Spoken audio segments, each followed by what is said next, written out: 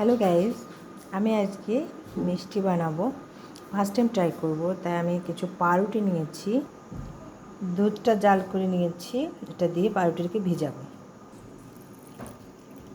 পাউরুটিগুলোকে ভেঙে নিচ্ছি এভাবে, দুধ দিয়ে ভেজানোর পর একটু নরম হয়ে যায়, সবটা ভিজিয়ে নিচ্ছি, ভেঙে নিচ্ছি।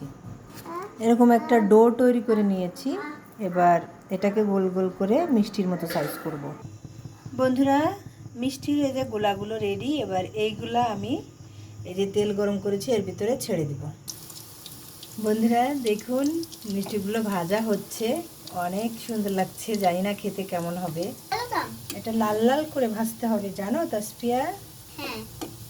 আমার কালো জামগুলো রেডি। এবার চিনি শিরার ভিতর ভিজাইতে হবে। চিনি শিরাটা দিয়ে দিচ্ছি।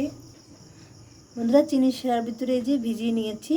এবার এটা আস্তে আস্তে পুরোপুরি ভিজে যাবে, তখন এটার মজা পাওয়া যাবে আর কি। তো আল্লাহ হাফেজ।